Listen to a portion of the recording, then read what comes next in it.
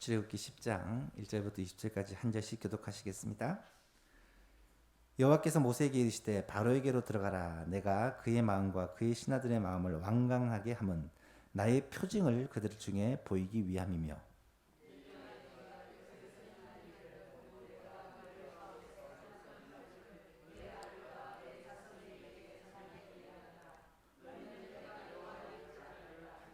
모세와 아론이 바로에게 들어가서 그에게 이르되 히브리 사람의 하나님 아버지 여호와께서 말씀하시기를 내가 어느 때까지 내 앞에 겸비하지 아니하겠느냐.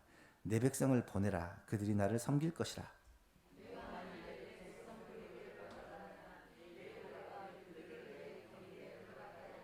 메뚜기가 지면을 덮어서 사람이 땅을 볼 수 없을 것이라. 메뚜기가 내게 남은 그것 곧 우박을 면하고 남은 것을 먹으며 너희를 위하여 들에서 자라나는 모든 나무를 먹을 것이며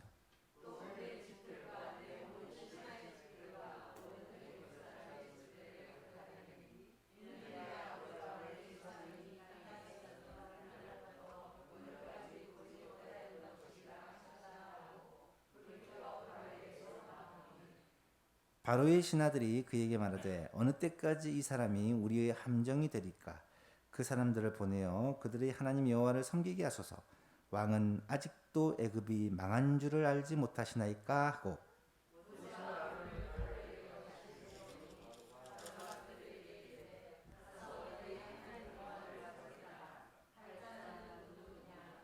모세가 이르되 우리가 여호와 앞에 절기를 지킬 것인즉 우리가 남녀노소와 양과 소를 데리고 가겠나이다.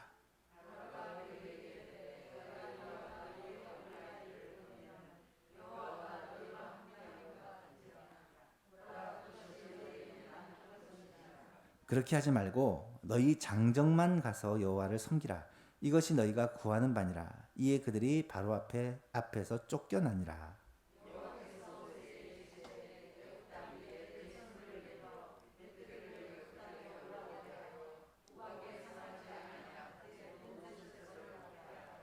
모세가 애굽 땅 위에 그 지팡이를 들매 여호와께서 동풍을 일으켜 온 낮과 온 밤에 불게 하시니 아침이 되매 동풍이 메뚜기를 불어들인지라.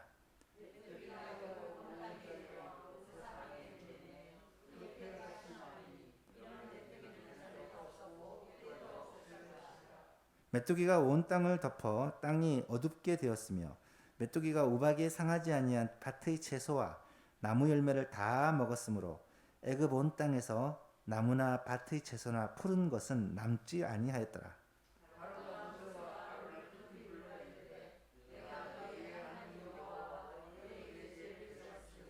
바라건대 이번만 나의 죄를 용서하고 너희의 하나님 여호와께 구하여 이 죽음만은 내게서 떠나게 하라. 여호와께서 돌이켜 강렬한 서풍을 불게 하사 메뚜기를 홍해에 몰아 넣으시니 애굽 온 땅에 메뚜기가 하나도 남지 아니하니라. 이스라엘 자손을 보내지 아니하였더라. 아멘. 수요 기도의 시간에 계속해서 우리 출애굽기 말씀을 살펴보고 있습니다. 10가지 재앙 중에 오늘은 8번째 재앙, 메뚜기 재앙에 대해서 함께 생각해 보고자 합니다. 10가지 재앙은 하나님께서 애굽에 내리신 심판이다라고 말씀을 드렸습니다. 이스라엘 백성들을, 하나님의 백성을 학대한 애굽 왕 바로와 그의 백성들에 대한 하나님의 진노와 심판이라고 할 수 있죠. 지난 시간에는 우리가 7번째 재앙인 우박 재앙에 대해서 생각해 보았는데요. 잠시 기억을 되살려 보면 하나님은 우박 재앙을 통해서 온 천하에 하나님 같은 분이 없으심을 알게 해 주셨습니다. 14절에 내가 이번에는 모든 재앙을 너와 내 신하와 내 백성에게 내려서 온 천하에 나와 같은 자가 없음을 네가 알게 하리라. 전에도 없었고 앞으로도 없을 만한 어마어마한 우박이 이 애굽 땅에 내립니다. 그러므로 말미암아 하나님이 살아계시고 지금 하나님이 애굽을 벌하신다는 것을 똑똑히 알게 하겠다는 것입니다. 우연이 아니라 분명한 하나님의 심판이라는 것을 거듭되는 재앙으로 인해 증명을 해 보이는 거죠. 이제는 애굽뿐만 아니라 온 땅에 온 사람들이 주위의 다른 나라들마저도 하나님이 이스라엘의 하나님이 참 하나님이시요 하나님께서 지금 손을 들어 애굽을 치시는구나 라는 것을 알게 하겠다는 것입니다. 하나님은 지금도 온 땅을 주관하시고 다스리십니다. 모든 나라들을 하나님께서 주관하시고 다스리고 계시죠. 이스라엘의 하나님, 바로 우리가 섬기는 그 하나님이 우리 가운데 역사하시고 다스리시고 일하고 계심을 우리가 꼭 알아야 된다는 것입니다. 두 번째로 우박재앙은 애굽 사람에게도 피할 길을 열어주신 재앙입니다. 다른 재앙들은 애굽 사람들은 피할 수가 없습니다. 이스라엘 백성들은 하나님께서 이 재앙에서 면제를 시켜줬지만 이 애굽 사람들은 피할 길이 없었는데 9장 19절을 보니까 이제 사람을 보내어 내 가축과 내 들에 있는 것을 다 모으라. 사람이나 짐승이나 무릇 들에 있어서 집으로 돌아오지 아니하는 것들에게는 우박이 주먹만한 우박이 그 위에 내리리니 그것들이 죽으리라 하셨다 하라. 이거는 바로의 백성들에게 경고하시는 메시지입니다.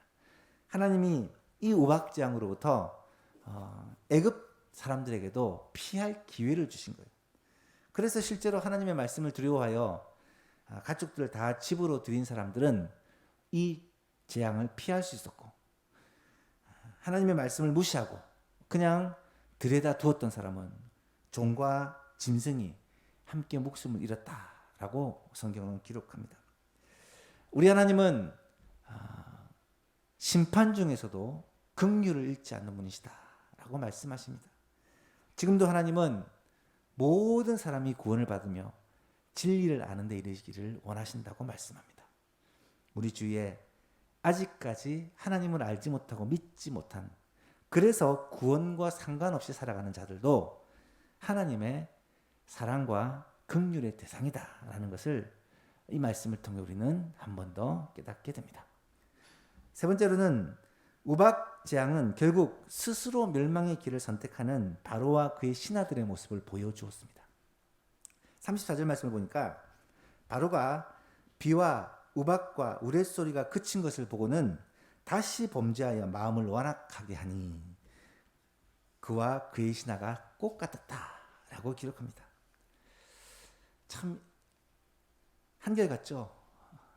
이 재앙이 지나가고 나니까 마음을 바꾸어 가지고 또 말을 듣지 않는 것입니다. 그런데 이번에는 그럴 만한 이유가 있었습니다. 성경을 보니까 이 엄청난 우박으로 인해서 이삭이 나고 싹이 피고 꽃이 피었던 산과 보리는 다 죽었는데 밀과 쌀보리는 아직 땅에서 싹이 나지 않는 시기라서 이것들은 재앙을 면했다라는 거예요. 그래서 바로의 생각은 아직까지 희망은 있다.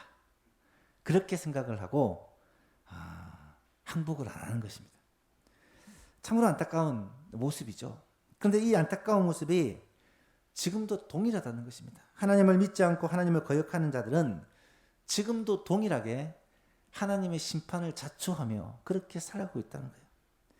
충분히 회개할 기회를 주시는데도 그 기회를 발로 차버리고 아무리 성도들이 복음을 전하고 예수 그리스도를 증거해도 그 소리를 듣지 아니합니다. 하나님은 그들을 심판할 때 우리의 목소리를 듣지 않고 복음의 이 소식을 거절한 죄를 하나님이 무겁게 물으신다는 것입니다. 로마서 1장에 보면 내버려 두심의 심판이 나타납니다. 하나님이 범죄하는 인간들을 내버려 두시니까 그들이 결국은 멸망으로 치닫더라는 거예요. 로마서 1장 마지막 32절 말씀에 보니까 그들이 이 같은 일을 하는 자는 앞에 21가지 죄에 대해서 언급을 하면서 사형에 해당한다고 하나님께서 정하심을 알고도 자기들만 그렇게 행할 뿐 아니라 또 그렇게 행하는 사람들을 옳다고 말하더라는 거예요. 여러분, 이것이 오늘 우리 이 세상의 모습이 아닌가요? 마음껏 죄를 지으면서 오히려 죄 짓는 사람을, 죄 있는 사람을 죄 없다고 하는 시대가 바로 오늘 이 시대가 아닙니까? 그러자 이번에는 하나님께서 그 마지막 남은 희망마저도 꺾어 버리시려고 심판을 더 강하게 하십니다. 우박을 피하고 남은 모든 곡식과 심지어 나무들까지 다 먹어버릴 메뚜기 떼가 등판한 것입니다. 오늘은 이 8번째 메뚜기 재앙에 대해서 함께 생각해 보고자 합니다. 첫 번째로, 하나님께서 바로의 마음을 계속해서 완강하게 하신 것은 분명한 목적이 있었다라는 것을 1, 2절 말씀이 말해주고 있습니다. 1, 2절을 보십시오. 여호와께서 모세에게 이르시되 바로에게로 돌아가라.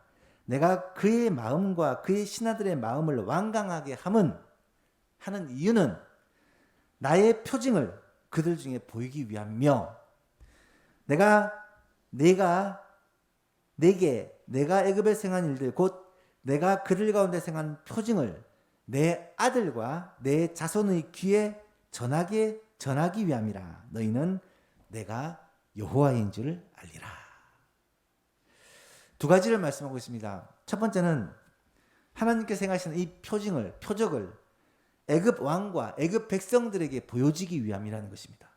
그들로 하여금 하나님이 살아계시고 하나님께서 자기 백성들을 학대하는 이 애굽을 심판하신다는 것을 분명하게 보여주신다는 것입니다. 두 번째는 하나님이 행하시는 이 표적을 누구에게요? 이스라엘 자손들에게 보여주기 위함이라는 것입니다. 이 표적은 단순히 애굽 왕과 애굽 백성들을 위해서 그들이 보라고 내리는 것이 아니라 하나님의 진짜 관심은 누구에게 있느냐? 이스라엘 백성들에게 있다는 거예요. 하나님께서 구원하실 그들에게 있다는 것입니다. 지금도 마찬가지입니다. 하나님의 관심은요, 물론 온 세계, 또 우리 나라, 또 모든 사람들에게 하나님의 관심이 있지만, 이 땅의 정치, 경제, 사회, 문화, 교육 모든 부분에 하나님의 섭리와 통치와 역사하심이 있지만, 그럼에도 불구하고 하나님의 진짜 관심, 그 초점은 누구에게 있느냐? 세상 사람이 아니라 믿는 자들이라는 거예요. 정치 지도자, 기업의 수장들, 똑똑한 사람, 그런 사람에게 하나님의 관심이 있는 게 아니라 그리스도를 믿고 의지하는 성도들에게 하나님의 초점이 맞춰져 있다는 것을 우리는 알아야 한다는 것입니다. 하나님은 지금도 우리로 하여금 하나님의 뜻을 알고 하나님의 계획과 뜻을 분별하며 그 뜻을 따라 살기를 원하십니다. 코로나라는 재앙, 물론 참 무서운 재앙이고 전 세계의 체질을 바꿔버린 재앙이지만, 이런 재앙 가운데서 하나님이 모르시고 계시느냐? 그렇지 않다는 것입니다. 하나님은 어쩌면 이 재앙을 통해서도 하나님의 역사를 이루어 가시는데, 초점이 누구에게 있느냐? 지금도 여전히 성도들에게 있다라는 것을 우리는 꼭 기억해야 할 것입니다. 세상이 급박하게 돌아가고 또 대선이 가까워지면서 이 정치적인 혼란이 계속해서 더하여질 것입니다. 이런 가운데 하나님의 관심이 누구에게 있느냐? 우리에게 있다는 것을 알아야 돼요. 지금 하나님을 예배하러 모인 이 자리에 계신 여러분들에게 하나님의 눈이, 하나님의 마음이 쏟아져 있는 것을 깨닫게 되기를 바라고요. 그 하나님 앞에 마음을 다하여 영광 돌리고 예배하는 우리가 되기를 원합니다. 두 번째는, 메뚜기 재앙은 애굽의 마지막 남은 희망을 무너뜨리는 재앙이었습니다. 3절 이하를 보니까 모세와 아론이 바로에게 들어가서 말합니다. 히브리 사람의 하나님 여호와께서 말씀하시기를 내가 어느 때까지 내 앞에 겸비하지 아니하겠느냐? 내 백성을 보내라. 그들이 나를 섬길 것이라. 내가 만일 내 백성 보내기를 거절하면 내일 내가 메뚜기를 내 경내에 들어가게 하리니 메뚜기가 지면을 덮어서 사람이 땅을 볼 수 없게 될 것이다.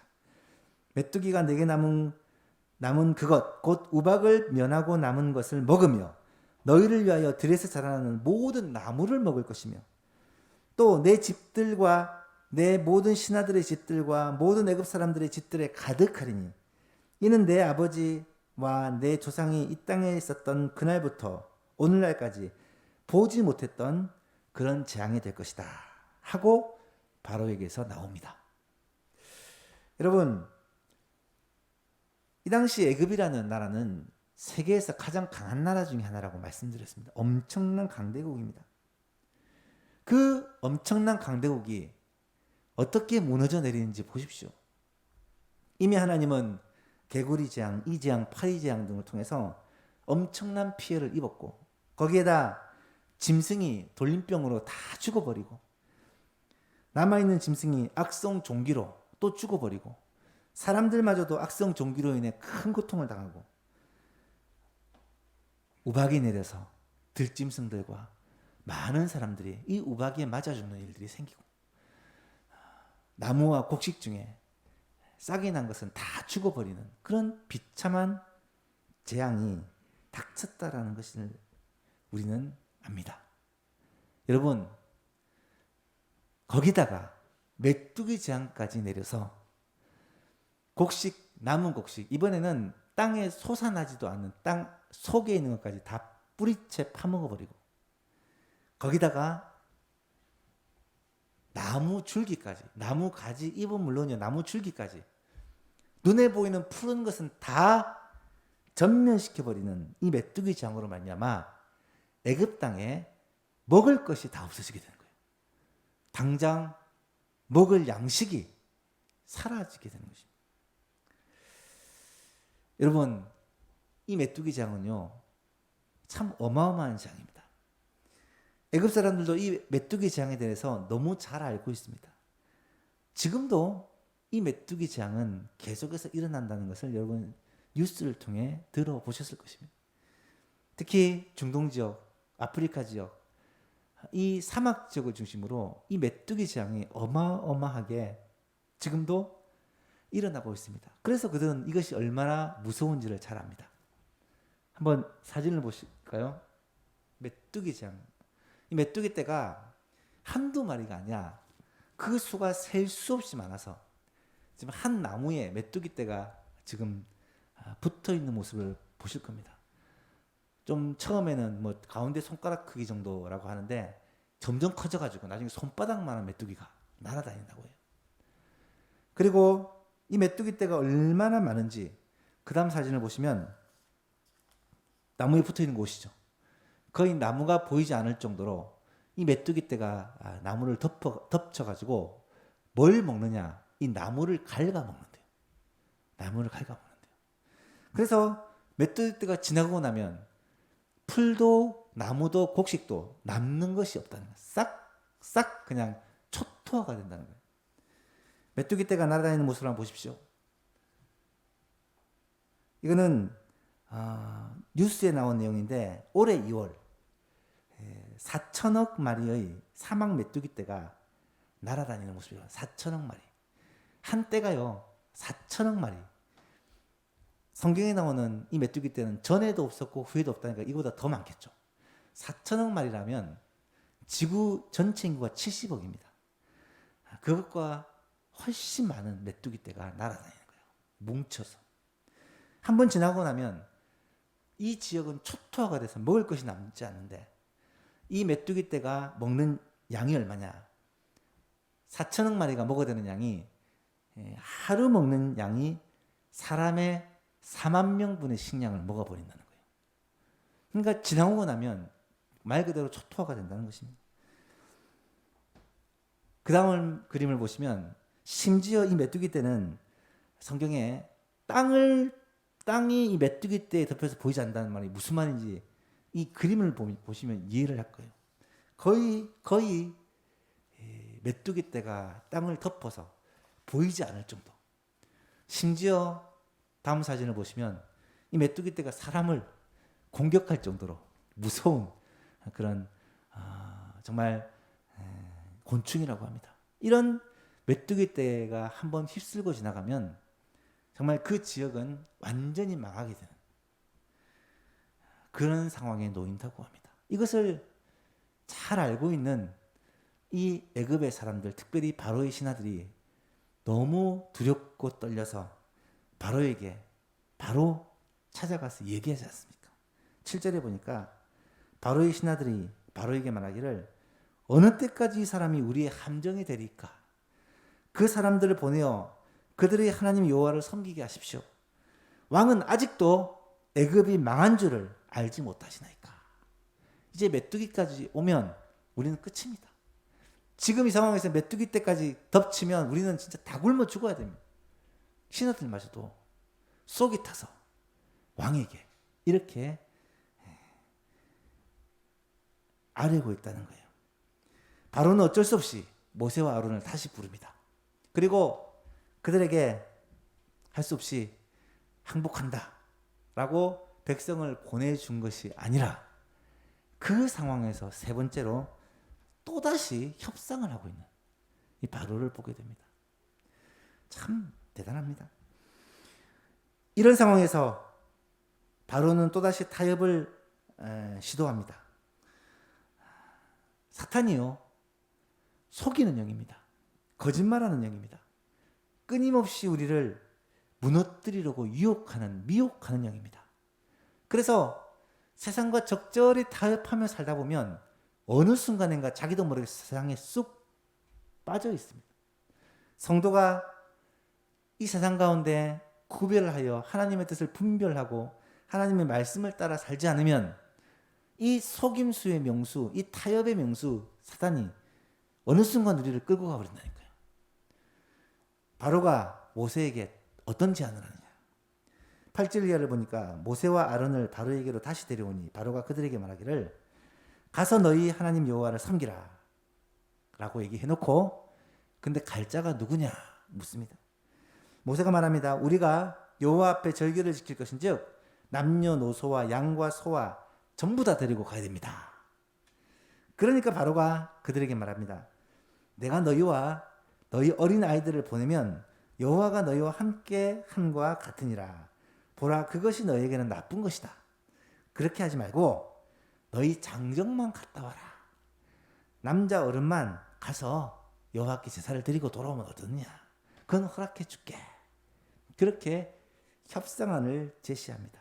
그러면서 이번에는 모세와 아론의 대답을 듣지도 않고 그렇게 말하고는 쫓아내버립니다. 이것이 너희가 구하는 바니라. 이에 그들이 바로 앞에서 쫓겨나니라. 여러분, 광야에서 절기를 지키는 것, 이거는 처음 모세와 아론이 요구했던 것인데 이것은 허락해 주는 척하면서 백성들의 일부만 가라는 거예요. 장정만 가라는 거예요. 당연히 안 됩니다. 남녀노소와 양과 소까지 다 데리고 가야 됩니다. 그렇게 얘기를 했는데도 무시하고 이거 내는 안 된다 하고 쫓아내 버렸다는 거예요. 쫓겨나 버렸다는 것입니다. 그러자 어떤 일이 벌어졌을까요? 예상했던 일이 그대로 벌어집니다. 12절 이하를 보니까 여호와께서 모세에게 이르시되 애굽 땅 위에 내 손을 내밀어 메뚜기를 애굽 땅에서 올라오게 하여 우박에 상하지 아니한 밭의 모든 채소를 먹게 하라. 모세가 애굽 땅 위에 지팡이를 들매 여호와께서 동풍을 일으켜, 이 동풍이라는 것은 아라비아 사막에서 이 메뚜기 떼가 날아오는 거예요. 온 낮과 온 밤에 불게 하시니 아침이 되매 동풍이 메뚜기를 불어들인지라. 메뚜기가 애굽 온 땅에 이르러는 그 사방에 내림에 그 피해가 심하니 이런 메뚜기는 전에도 없었고 후에도 없을 것이다. 어마어마한 메뚜기 떼가 들이닥쳐가지고 애굽 땅을 초토화를 시켜버린 거예요. 메뚜기가 온 땅을 덮어 땅이 어둡게 되었으며 메뚜기가 우박에 상하지 아니한 밭의 채소와 나무 열매를 다 먹었으며 애굽 온 땅에서 나무나 밭의 채소나 푸른 것은 아예 남아있질 않았다. 완전히 초토화가 된, 싹쓸이가 된 상황이라는 말입니다. 이제는 정말 먹을 것이 없고 다 굶어 죽어야 되는 그런 상황이 오게 된 거예요. 정말 신하들이 말한 대로 애굽은 망하게 되었습니다. 예상했듯이 바로는 그제서야 또 애타게 모세와 아론을 찾습니다. 그리고 이번에는 정말 두 손 두 발 다 들고 항복합니다.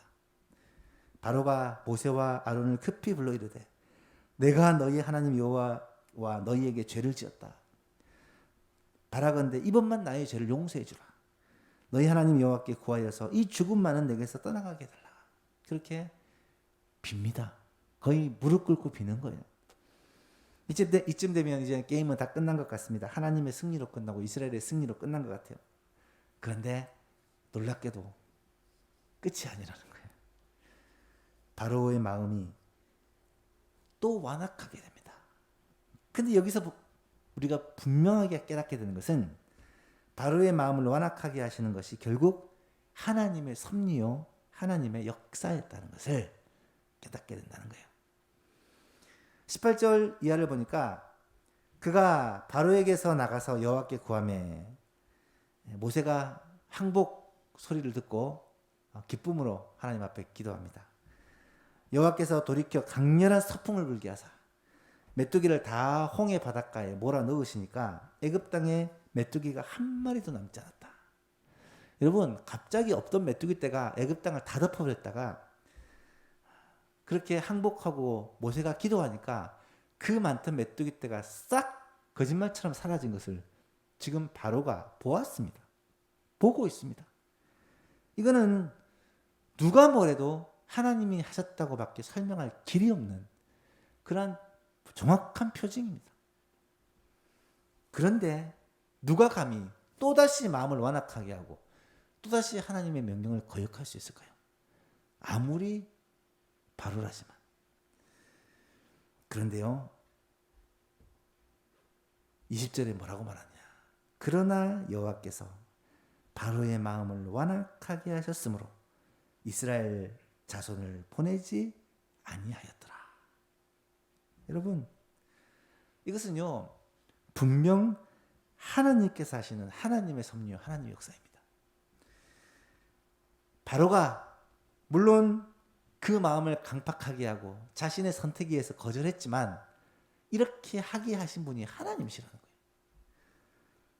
눈으로 하나님의 역사를 똑똑히 보고 하나님께서 어떤 일을 일으키시는지를 지켜본 바로가 과연 제정신이었다면, 정상적이었다면 그 말씀을 거역하고 또다시 더 큰 벌을 받을 짓을 하겠습니까? 이것은요 하나님께서 바로의 마음을 완악하게 하신, 결국 이로 말미암아 애굽을 완전히 심판하시고 하나님 백성 이스라엘을 구원하시기 위한 하나님의 역사요, 하나님의 구원 계획이었다라는 것을 우리는 분명히 알아야 한다는 거예요. 사랑하는 여러분, 지금도 마찬가지입니다. 하나님은 지금도 섭리하고 계시고 지금도 역사하고 계십니다. 그런데 우리는 가끔 그런 생각을 할 때가 있어요. 하나님이 정말 지금도 역사하고 계십니까? 하나님이 계시다면 왜 이 나라에 이런 일들이 벌어집니까? 하나님이 살아계신다면 왜 악한 자들이 저렇게 승승장구하고 떵떵거리며 삽니까? 하나님이 살아계신다면 왜 교회를 핍박하고 하나님 이름을 모욕하는 자들이 저렇게 성공하는 것처럼 보입니까? 그런 의구심을 가질 수가 있습니다. 정말 주님을 사랑하고 주의 뜻대로 살려고 몸부림치는 우리가 왜 이렇게 고통을 겪고 힘들게 어렵게 살아야 됩니까? 그런 의문을 가질 수가 있다는 거예요. 지금도 하나님이 살아계시고 지금도 하나님이 역사하신다면 왜 이런 부조리한 일들이 일어나고 있습니까? 이런 의문이 들 때가 있습니다. 저도 그렇습니다. 아마 여러분 다 그러실 거예요. 우리가 그런 게 아니라 성경에 있는 그런 선지자도 왕도 똑같은 의문을 가집니다. 하박국도 그런 의문을 가지고 성군 다윗도 그런 의문을 던집니다. 대표적인 것이 시편 37편인데요. 좀 길지만 제가 읽어드리겠습니다. 잘 한번 보십시오. 다윗의 시편입니다. 악을 행하는 자들 때문에 불평하지 말며 불의를 행하는 자들을 시기하지 말지어다. 그들은 풀과 같이 속히 배임을 당할 것이며 푸른 채소같이 쇠잔할 것이미로다. 여호와를 의뢰하고 선을 행하나 땅에 머무는 동안 그의 성실을 먹을거리로 삼을지어다. 또 여호와를 기뻐하라. 그가 내 마음의 소원을 내게 이루어 주시리로다. 내 길을 여호와께 맡기라. 그를 의지하면 그가 이루시고 내 의를 빛같이 나타내시면 내 공의를 정오의 빛같이 하시리로다.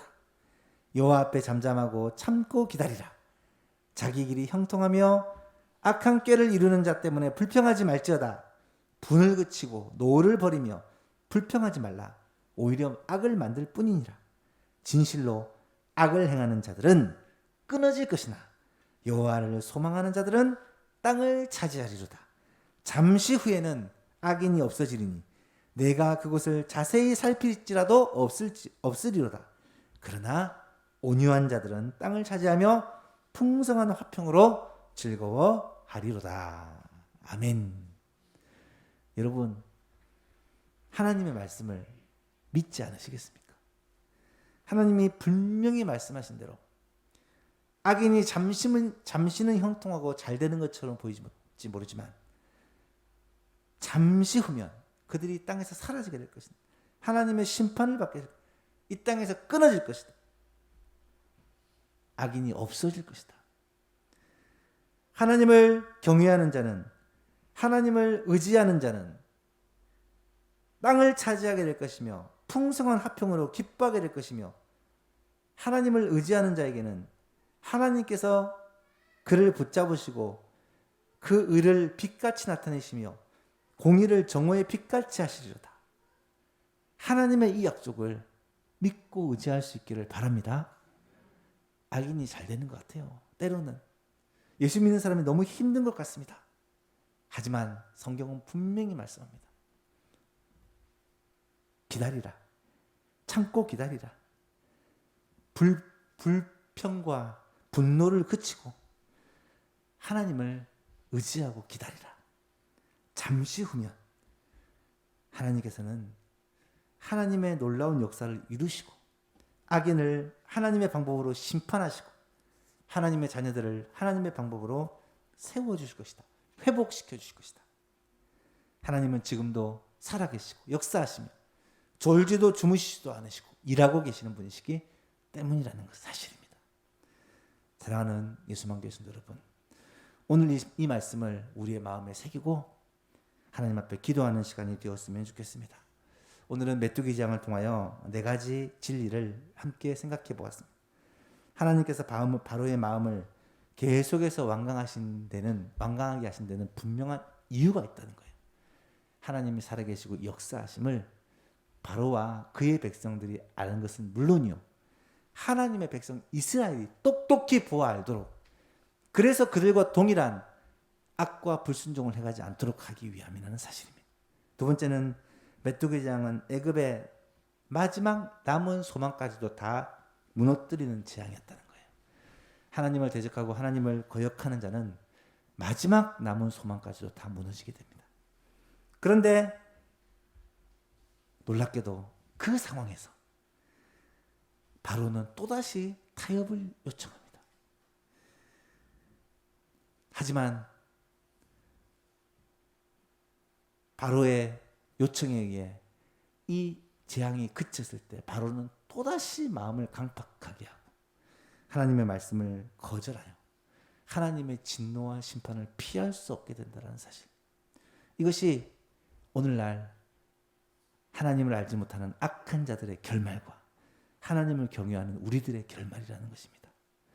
이 메뚜기 재앙을 통하여 하나님의 진노와 심판이 얼마나 무서운지를 깨달아 알기를 간절히 소원하고, 오늘 우리들의 모습을 살펴서 내가 부조리한 세상, 우리의 생각으로는 하나님이 과연 지금 역사하시는지 의심이 되는 상황 가운데서도 끝까지 주님을 의지하고 믿고 주님께 맡기고 그렇게 잠잠하게 참고 기다리면 하나님께서 우리에게 분명히 은혜를 베풀어 주시고 회복의 은혜를 베풀어 주시고, 우리 예수만 교회가 하나님의 손에 붙들려서 주님을 끝까지 바라보면 하나님이 우리 교회를 통하여 하시는 놀라운 일을 이루시는 축복의 통로가 될 것입니다.